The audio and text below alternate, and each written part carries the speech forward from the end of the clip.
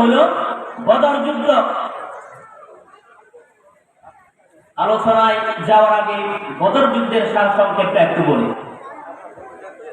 ইসলামের প্রথম যুদ্ধ ছিল বদর।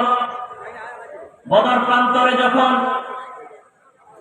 মুশরিকরা পরাজয় বরণ করল, তারা সিদ্ধান্ত নিল যে মুসলমানদের সাথে তারা আরো একটি যুদ্ধে লিপ্ত হবে, মুসলমানদেরকে এর জবাব দিবে। কারণ বদর প্রান্তরে কুরাইশরা তাদের বড় বড় কলিজাগুলোকে হারিয়েছিল। আবু জাহেলের মতো নেতৃত্বস্থানীয় যে নেতাগুলো ছিল সকলে বদরের যুদ্ধে নিহত হয়েছে। এজন্য আবু সুফিয়ান পরবর্তীতে কুরাইশদের মধ্যে ঘোষণা করে দিল, বদর প্রান্তরে যারা নিহত হয়েছে তাদের জন্য শোক করা যাবে না, শোক পালন নিষেধ করে দেওয়া হলো। এবং তারা আরো একটি যুদ্ধের প্রস্তুতি নিতে লাগলো, উহুদ যুদ্ধের প্রস্তুতি নিতে লাগলো তারা, যে মুসলমানদেরকে কঠিন জবাব দেওয়া হবে। এরই ধারাবাহিকতায় তারা 3000 সৈন্য নিয়ে 3000 অস্ত্রে সজ্জে সুসজ্জিত সৈন্য নিয়ে তারা উহুদ প্রান্তরের দিকে তারা রওনা হল। রাসূল সাল্লাল্লাহু আলাইহি ওয়াসাল্লাম যখন জানতে পারলেন যে মক্কার মুশরিকরা যুদ্ধের জন্য প্রস্তুতি নিয়ে বের হয়ে গেল, তিনি সাহাবীদের সাথে পরামর্শ করলেন, আমরা যুদ্ধ কোথায় করব? মদিনার ভিতরে যুদ্ধ করব নাকি উহুদের প্রান্তরে গিয়ে যুদ্ধ করব? কিন্তু রাসূল সাল্লাল্লাহু আলাইহি ওয়াসাল্লামের ইচ্ছা ছিল মদিনার ভিতরে থেকে যুদ্ধ পরিচালনা করা। যে সমস্ত সাহাবীরা বদরের প্রান্তরে উপস্থিত হতে পারেন নাই, তারা বলতে লাগলেন, ইয়া রাসূলুল্লাহ, আমাদের মধ্যে শহীদি তামান্না আছে, আমরা শত্রুদেরকে মদিনার ভিতরে আসার সুযোগ দিতে চাই না, আমরা মদিনার বাইরে গিয়ে উহুদ প্রান্তরে তাদের সাথে মোকাবেলা করব। রাসূল সাল্লাল্লাহু আলাইহি ওয়াসাল্লাম যদিও নিজের সিদ্ধান্ত ছিল মদিনার মধ্যে যুদ্ধ করবে, পরক্ষণগুলোদের জোরাজোরির কারণে তিনি ঘরের মধ্যে গিয়ে যুদ্ধের পোশাক পরিধান করলেন। তখন কিছু লোক সাহাবীরা রাসূল সাল্লাল্লাহু আলাইহি ওয়াসাল্লামকে বলতে লাগলেন, ইয়া রাসূলুল্লাহ, আপনি কি মনে কষ্ট পাচ্ছেন নাকি? আপনি যদি চান তাহলে মদিনার ভিতরে যুদ্ধ হবে। বিশ্বনবী জনাবে মুহাম্মদুর রাসূলুল্লাহ সাল্লাল্লাহু আলাইহি ওয়াসাল্লাম বলেছেন, নবীরা যখন যুদ্ধের জন্য যুদ্ধের পোশাক পরিধান করে তখন আল্লাহ রাব্বুল আলামিনের পক্ষ থেকে তাদের মাঝে এবং শত্রুদের মাঝে মোকাবেলা হওয়ার আগ পর্যন্ত তারা যুদ্ধের পোশাক খুলেন না। রাসূল সাল্লাল্লাহু আলাইহি ওয়াসাল্লাম যুদ্ধে রওনা হয়ে গেলেন, 100 সৈন্য নিয়ে যুদ্ধে রওনা হলেন। প্রতিমধ্যে আব্দুল্লাহ ইবনে উবাই ইবনে সালুল মুনাফিক সর্দার রাসূলের পিছনে নামাজ পড়তেন, কিন্তু যুদ্ধের ময়দানে রাসূল সাল্লাল্লাহু আলাইহি ওয়াসাল্লামের সাথে কিছু দূর যাওয়ার পরে 300 সৈন্য নিয়ে সেই বাহানা ধরেছে সে যুদ্ধে যাবে না। কারণ সেও চেয়েছিল মদিনার ভিতরে যুদ্ধ হোক, সে অজুহাত পেশ করলো যে আমার কথা রাখা হয় নাই, এজন্য আমি যুদ্ধে যাব না। এবং তার সাথে যারা মুনাফিক ছিল তারাও সেদিন পিছনে ফিরে গেল। অবশিষ্ট 700 সাহাবী নিয়ে রাসূল সাল্লাল্লাহু আলাইহি ওয়াসাল্লাম যুদ্ধের ময়দানে গিয়ে চললেন।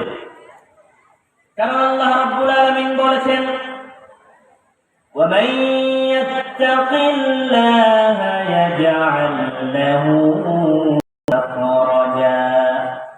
যাকে ভয় করবে, তার প্রতি যাদের দৃঢ় বিশ্বাস থাকবে, আল্লাহকে যারা মানবে, ভয় করবে, আল্লাহ রাব্বুল আলামিন তাদের জন্য পথ খুলে দেবে। সুবহানাল্লাহ। 700 সৈন্য নিয়ে যুদ্ধের ময়দানে চলে গেলেন। যুদ্ধ শুরু হয়ে গেল। কুরাইশ সৈন্যরা যুদ্ধ আরম্ভ করে দিল।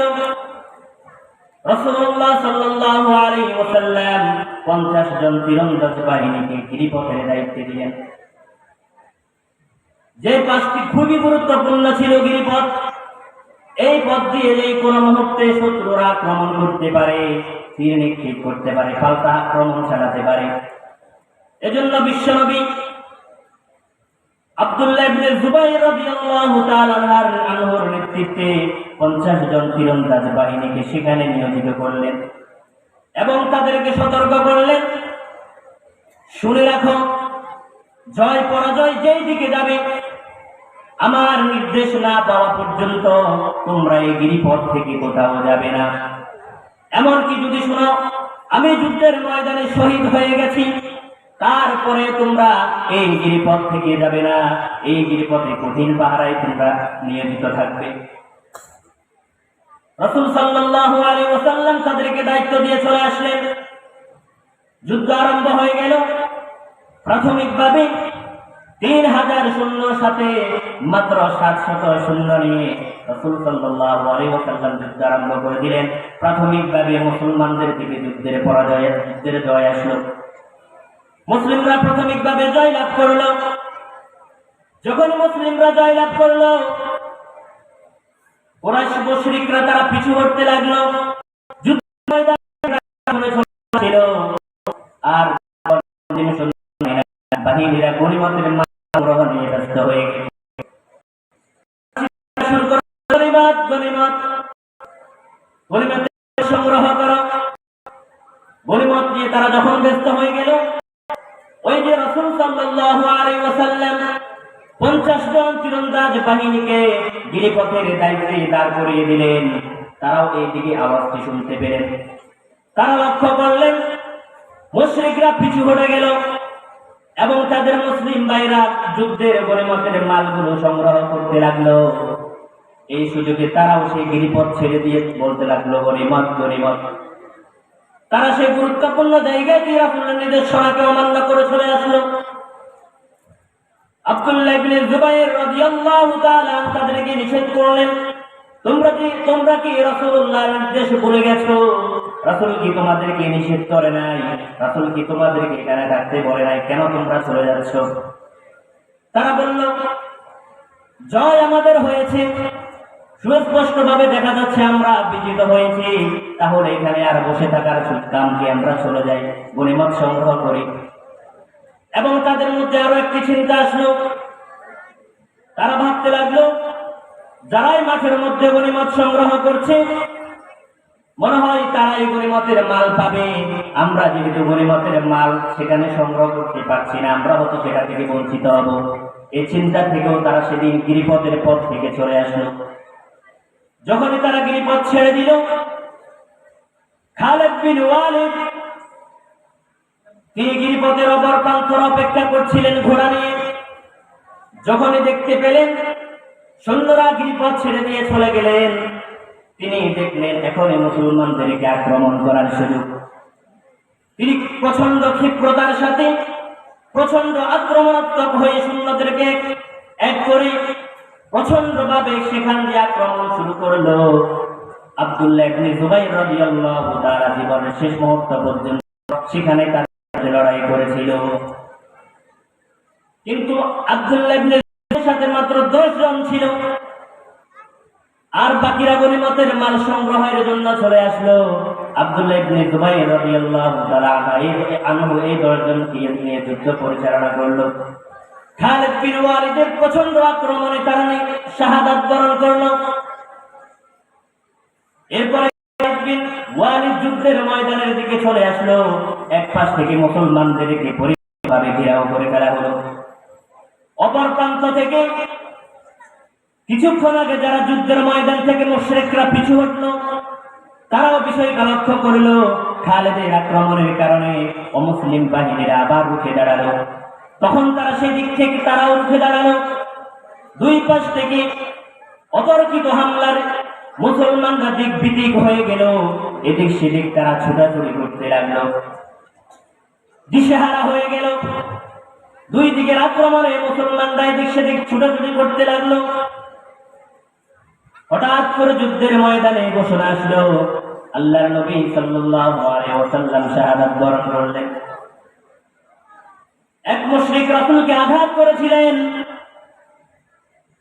মাথায় পরিহিত লোহার হেলমেট ভেঙে বিশ্বনবী জনাবে মুহাম্মদুর রাসূলুল্লাহ সাল্লাল্লাহু আলাইহি ওয়াসাল্লামের মাথার মধ্যে লোহার পাত ঢুকে গিয়েছিল। প্রচন্ড আঘাতে বিশ্বনবীর দাঁত ভেঙে গিয়েছিল। আল্লাহর রাসূল সাল্লাল্লাহু আলাইহি ওয়াসাল্লাম সাওয়ারির উপর থেকে ধরে পড়লেন, অজ্ঞান হয়ে গেলেন। কয়েকজন সাহাবী রাসূলুল্লাহ সাল্লাল্লাহু আলাইহি ওয়াসাল্লামকে ঘিরে ধরলেন। ওই মুশরিক হঠাৎ করে রাসূলকে আঘাত করার কারণে শয়তান যুদ্ধের ময়দানে চিৎকার দিল। আল্লাহ রাসূল সাল্লাল্লাহু আলাইহি ওয়াসাল্লাম শাহাদাত বরণ করলেন। এই ঘোষণাটি যখন মুসলিম বাহিনীর কানে গেল, মুসলিম বাহিনীরা আরো নিরুৎসাহিত হয়ে গেল। মুসলিম বাহিনীরা হাত থেকে তলোয়ারগুলো ছেড়ে দিল। তারা বলতে লাগলো, কার জন্য যুদ্ধ করব? মুহাম্মদ সাল্লাল্লাহু আলাইহি ওয়াসাল্লাম শহীদ হয়ে গেলেন, কার জন্য যুদ্ধ করব? ওই মুসলিম বাহিনীর মধ্যে যারা দুর্বল ইমানদার ছিল তারা সেদিন এই কথাগুলো বলতে লাগলো। অনেকে বলতে লাগলো, চলো আমরা আব্দুল্লাহ ইবনে উবাইয়ের কাছে চলে যাই, তিনি আমাদেরকে আবু সুফিয়ানের কাছ থেকে নিরাপত্তা এনে দিবে। অনেকে যুদ্ধ শেষ করে মদিনার দিকে পলায়ন করতে লাগলো। আর রাসূলুল্লাহ সাল্লাল্লাহু আলাইহি ওয়াসাল্লাম এই দৃশ্য দেখার পরে বললেন, তোমরা আমার দিকে আসো। কোথায় চলে যাচ্ছ? তোমরা আমার দিকে আসো। কিন্তু অনেক বাহিনী সেদিন মদিনার দিকে চলে গেল তাদের ঈমান দুর্বল হওয়ার কারণে। আল্লাহ রাসূল সাল্লাল্লাহু আলাইহি ওয়াসাল্লাম শহীদ হয়ে গেলেন, এই জন্য তারা যুদ্ধ বন্ধ করে দিলেন। এজন্য আল্লাহ রাব্বুল আলামিন এই আয়াতগুলো নাযিল করলেন। যুদ্ধের পরবর্তী সময় আয়াতগুলো নাযিল করলেন, ওয়ামা মুহাম্মাদুন ইল্লা রাসূল। মুহাম্মদ শুধুমাত্র একজন রাসূল, রাসূল ছাড়া তিনি কিছুই নয়। রাসূল কি সাধনা করে হওয়া যায়? রিসালাতের দায়িত্ব কার থেকে আসে? কার থেকে আসে? আল্লাহ রাব্বুল আলামিনের পক্ষ থেকে রিসালাতের দায়িত্ব আসে। এটা কেউ চাইলে কি হতে পারেন না, রাসূল হতে পারেন না। তিনি হলেন শুধুমাত্র রাসূল। রাসূল সাল্লাল্লাহু আলাইহি ওয়াসাল্লামের অসংখ্য পরিচয় ছিলেন, অসংখ্য সিফাত ছিলেন। আল্লাহ রাব্বুল আলামিন সেগুলো না বললে কি বললেন? তিনি ছিলেন রাসূল। সিদ্দিক বলেন নাই, আল আমিন বলেন নাই, রাসূল বলেছেন। কারো বাবা বলেন নাই, ফাতেমার বাবা বলেন নাই, খাদিজার স্বামী বলেন নাই, রাসূল হিসেবে পরিচয় দিলেন। এজন্য আল্লাহ রাব্বুল আলামিন বললেন, মা কানা মুহাম্মাদুন আবা আহাদিন মির রিজালিকুম ওয়ালাকিন রাসূলুল্লাহি ওয়া খাতামান নাবিয়্যিন। আল্লাহু আকবার। আল্লাহ রাব্বুল আলামিন বলেন, মা কানা মুহাম্মাদুন আবা আহাদিন মির রিজালিকুম। মুহাম্মদ তোমাদের মধ্য থেকে কোন পুরুষের পিতা নয়, কোন পুরুষের সেই পিতা নয়। ওয়ালাকিন রাসূলুল্লাহ, বরং তিনি হলেন আল্লাহর রাসূল। ওয়ালাকিন রাসূলুল্লাহ, তিনি হলেন আল্লাহর রাসূল। ওয়া খাতামান নাবিয়্যিন, এবং তিনি হলেন শেষ নবী, যার মাধ্যমে নবুয়তের সিলসিলাকে খতম করে দেওয়া হয়েছে, শেষ করে দেওয়া হয়েছে। তারপরে আর কোন নবী আসবে না।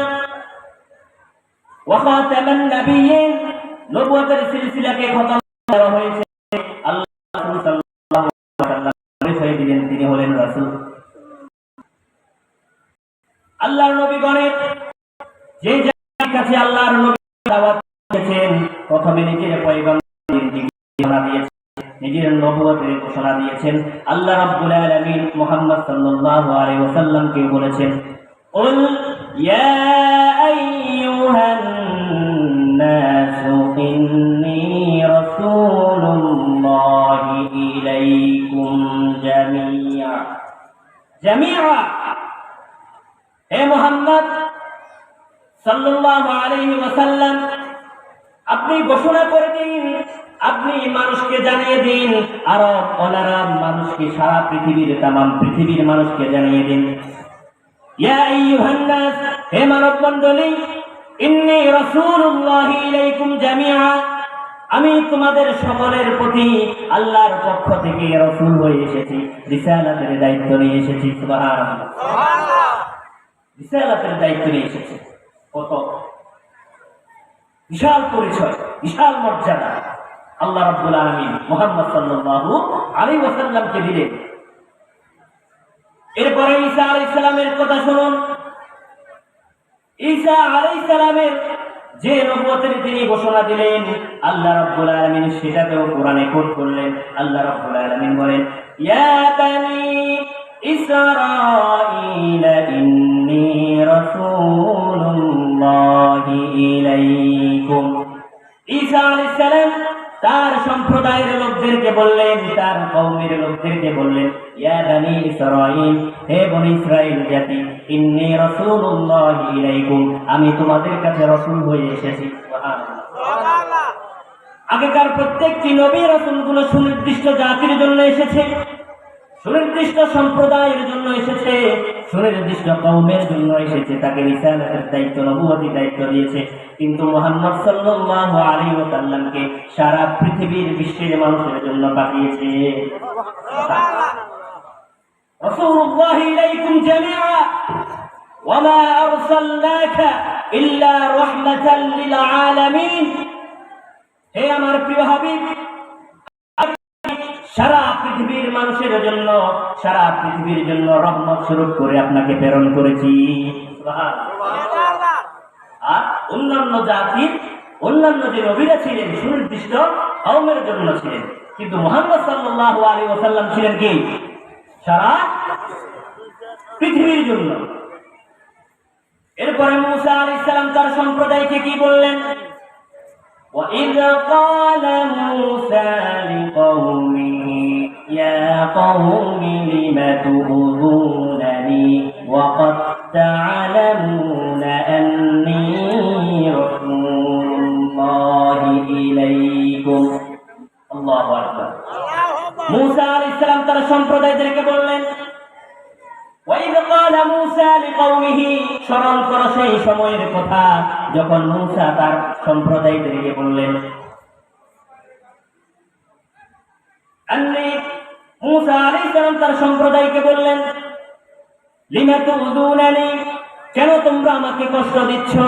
লিমা তুযুনানি ওয়া ক্বাদ তা'লামুনা আন্নী রাসূলুল্লাহি ইলাইকুম, অথচ তোমরা জানো আমি তোমাদের কাছে আল্লাহর পক্ষ থেকে রাসূল হয়ে প্রেরিত হয়েছি, তাহলে কেন আমাকে তোমরা কষ্ট দিচ্ছ? আল্লাহ রাব্বুল আলামিন বললেন, আল্লাযীনা ইউবাল্লিগুনা রিসালাতিল্লাহি ওয়া ইয়াখশাউনাহু ওয়া লা ইয়াখশাউনা আহাদান ইল্লাল্লাহ ওয়া কাফা বিল্লাহি হাসীবা। আল্লাহ রাব্বুল আলামিন বলেন, এই আয়াতের মধ্যে নবীদের প্রশংসা করা হচ্ছে, যারা মানুষদেরকে দ্বীনের দিকে আহ্বান করে তাদের কথা বলা হচ্ছে। আল্লাযীনা ইউবাল্লিগুনা রিসালাতিল্লাহ, যারা আল্লাহ রাব্বুল আলামিনের সেই বিধানকে মানুষের কাছে পৌঁছে দিয়েছে। ইউবাল্লিগুনা রিসালাতিল্লাহ, আল্লাহর রিসালাতকে পৌঁছে দিয়েছে। ওয়া ইয়াখশাউনাহু, এবং আল্লাহকে ছাড়া অন্য কাউকে ভয় করে না এই রিসালাতের দায়িত্ব পৌঁছাইতে গিয়ে। রিসালাতের দায়িত্ব পৌঁছানোর জন্য জুলুম, নির্যাতন, নিপীড়ন, অনেক কিছু মুহাম্মদ সাল্লাল্লাহু আলাইহি ওয়াসাল্লামের উপর হয়েছিল। বাড়ি থেকে, দেশ থেকে বের করে দেওয়া হয়েছিল, আপনজনদের সাথে দেখা সাক্ষাৎ বন্ধ করে দেওয়া হয়েছিল, শিয়াবে আবি তালেবে বন্দী করে রাখা হয়েছিল, বয়কট করা হয়েছিল, ব্যবসা বাণিজ্য করা বন্ধ করে দেওয়া হয়েছিল, নিজের জন্মভূমি থেকে বের করে দেওয়া হয়েছিল। ওয়ালা ইয়াখশাউনাহু আহাদান ইল্লাল্লাহ। আল্লাহ রাব্বুল আলামিন তাদের কথাই বলছেন, এই দাওয়াতি কাজ করতে গিয়ে, রিসালাতের দায়িত্ব, রিসালাতের পয়গাম পৌঁছাতে গিয়ে কারো রক্ত চক্ষুকে ভয় করে নাই, কারো রক্ত চক্ষুকে ভয় করতে পারে নাই। আল্লাহ রাব্বুল আলামিনের এই দাওয়াতি পথ থেকে এক সেকেন্ডের জন্য মুহাম্মদ সাল্লাল্লাহু আলাইহি ওয়াসাল্লাম বিরত ছিলেন না। সুবহানাল্লাহ। যার বদৌলতে আজকের এই দিন ইসলাম পেয়েছে। মানুষের রক্ত চক্ষুকে যদি ভয় করা হতো, এই বাংলার জমিনে দীর্ঘ 15-20 বছর যেভাবে জুলুম, নির্যাতন, নিপীড়ন করা হয়েছিল, রক্ত চক্ষুকে যদি ভয় করা হতো তাহলে দাওয়াত দেওয়া যেত কিনা? দাওয়াত দেওয়া যেত? 15 বছর পর্যন্ত অসংখ্য ভাইয়েরা বাসায় আসতে পারে নাই, বাড়িতে আসতে পারে নাই, পরিবার পরিজনের সাথে দেখা করতে পারে নাই। বাবা মারা গেছে, সন্তান জানাজায় আসতে পারে নাই, সন্তান মারা গেছে, বাবা জানাজায় আসতে পারে নাই। আল্লাহ রাব্বুল আলামিন আজকে সেই পরিবেশ আমাদের জন্য করে দিলেন। ওয়ালা ইয়াখশাউনা আহাদান ইল্লাল্লাহ। এই দাওয়াতের ময়দানে কোন রক্ত চক্ষুকে ভয় করা যাবে না। ইসলামের কথাগুলো বলতে হবে, কোরআনের কথাগুলো বলতে হবে, ইসলামের পক্ষে কথা বলতে হবে, কোরআনের পক্ষে কথা বলতে হবে, আল্লাহর দ্বীনের তাওহীদের দাওয়াত দিয়ে যেতে হবে। সুবহানাল্লাহ। সুতরাং মুসলিম কখনো কোন রক্ত চক্ষুকে ভয় পায় না। যারা ইসলামকে নিয়ে বিষোদ্গার করে, কোরআনকে নিয়ে বিষোদ্গার করে, আল্লাহর নবীকে নিয়ে যারা ঠাট্টা বিদ্রুপ করে, আল্লাহ রাব্বুল আলামিন নিজে তাদের জন্য যথেষ্ট। ইতিহাসের রাস্তা করে তারা নিক্ষিপ্ত হবে, ইতিহাস তাদেরকে ভালোভাবে কখনো স্মরণ করবে না। ইতিহাস যদি আপনি দেখেন, তাব্বাত ইয়াদা আবি লাহাবিন ওয়া তাব, আবু লাহাবের হাত পায়ে ধ্বংস হোক। কেন বলা হয়? ইসলামের শত্রু ছিল। আল্লাহর রাসূল সাল্লাল্লাহু আলাইহি ওয়াসাল্লামের আয়াত নাযিল হওয়ার পরে ওয়া আনজির আশীরাতাকাল আকরাবিন, আল্লাহর রাসূল যখন নিকটাত্মীয়দেরকে সতর্ক করলেন, তখন সে আবু লাহাব আল্লাহর রাসূল সাল্লাল্লাহু আলাইহি ওয়াসাল্লামের সাথে বেয়াদবি করেছিল। এজন্য ইসলামের সাথে যারা বেয়াদবি করবে তারা ইতিহাস থেকে মুছে যাবে। ইতিহাস তাদেরকে কখনো স্মরণ করবে না, নিকৃষ্টভাবে স্মরণ করবে তাদেরকে। ওয়ালা ইয়াখশাউনা আহাদান ইল্লাল্লাহ, এক আল্লাহ ছাড়া অন্য কাউকে ভয় করা যাবে না। রাসূল সাল্লাল্লাহু আলাইহি ওয়াসাল্লাম উহুদের প্রান্তরে শহীদ হয়ে গেলেন। এই কথা শোনার পরে যখন যারা অস্ত্র ছেড়ে দিলেন, যুদ্ধ বন্ধ করে দিলেন, আল্লাহ রাব্বুল আলামিন আয়াতগুলো এই জন্য নাযিল করলেন, আফা ইম্মাতা, যদি মুহাম্মদ মৃত্যুবরণ করে, আও কুতিলা, অথবা হত্যা করা হয়, মুহাম্মদ সাল্লাল্লাহু আলাইহি ওয়াসাল্লাম যদি নিহত হয়, শহীদ হয়ে যান, ইনকালাবতুম আলা আ'কাবিকুম, তাহলে তোমরা কি আবার তোমাদের সেই পিছনের দিকে ফিরে যাবে? তোমরা কি অমুসলিম অবস্থায় যে ছিলে আবার সেখানে ফিরে যাবে? তোমরা কি আবার কুফরিতে ছিলে যাবে? তোমরা কি কুফরিতে ফিরে যাবে? মুহাম্মদ সাল্লাল্লাহু আলাইহি ওয়াসাল্লাম মারা যাবে। মুহাম্মদ সাল্লাল্লাহু আলাইহি ওয়াসাল্লামের আগে অসংখ্য নবীরা রাসূল এসেছেন, তারা ওই পৃথিবীতে সুনির্দিষ্ট সময় ছিলেন, দাওয়াতি কাজ করেছেন। আল্লাহ রাব্বুল আলামিনের ইচ্ছায় তারা উপাতের মাধ্যমে এই পৃথিবী থেকে তারা বিদায় নিলেন। মুহাম্মদ মৃত্যুবরণ করেছে এ কথা মনে করে কেন যুদ্ধ বন্ধ করে দিলে? কেন অস্ত্র ছেড়ে দিলে? কেন যুদ্ধের ময়দান থেকে মদিনার দিকে পলায়ন করলে? আল্লাহ আয়াতগুলো নাযিল করলেন তাদের জন্য। ওয়াদখালাত মিন ক্বাবলিহির রাসূল, মুহাম্মদ সাল্লাল্লাহু আলাইহি ওয়াসাল্লামের আগে অনেক নবী রাসূল গত হয়েছে, অনেক রাসূলরা গত হয়েছে, তারা সুনির্দিষ্ট কওমের কাছে এসেছে, তারা তাদের দাওয়াতি কাজ শেষ করে তারা চলে গেলেন। মুহাম্মদ সাল্লাল্লাহু আলাইহি ওয়াসাল্লাম যেদিন মৃত্যুবরণ করলেন, মুহাম্মদ সাল্লাল্লাহু আলাইহি ওয়াসাল্লামের সেই ওফাতের ঘটনা ইমাম বুখারী রাদিয়াল্লাহু তাআলা হাদিসে বললেন। সেই হাদিসটি আমি শেষ করে দিচ্ছি। রাসূলুল্লাহ সাল্লাল্লাহু আলাইহি ওয়াসাল্লাম, এই হাদিসটি যেহেতু সময় সংক্ষিপ্ত, আমার সময় শেষ হয়ে গেছে, এজন্য শুধু এই কথাটি বলছি যে মুহাম্মদ সাল্লাল্লাহু আলাইহি ওয়াসাল্লাম মৃত্যুবরণ করার কারণে ওমর রাদিয়াল্লাহু তাআলা বললেন, ওয়াল্লাহি মা মাতা মুহাম্মদ রাসূলুল্লাহ সাল্লাল্লাহু আলাইহি ওয়াসাল্লাম, যে মুহাম্মদ মৃত্যুবরণ করতে পারে না। আবু বকর রাদিয়াল্লাহু তাআলা বললেন, মুহাম্মদ সাল্লাল্লাহু আলাইহি ওয়াসাল্লামের ইবাদত যারা করে তারাই বলবে মুহাম্মদ মৃত্যুবরণ করতে পারে না। যারা মুহাম্মদের ইবাদত করে তারা জেনে রাখো মুহাম্মদ সাল্লাল্লাহু আলাইহি ওয়াসাল্লাম মৃত্যুবরণ করেছে। আর যারা আল্লাহর ইবাদত করে তারা জেনে রাখো ফাইন্নাল্লাহা হাইয়্যুন লা ইয়ামুত, যে আল্লাহ চিরস্থায়ী, চিরঞ্জীব। সুবহানাল্লাহ।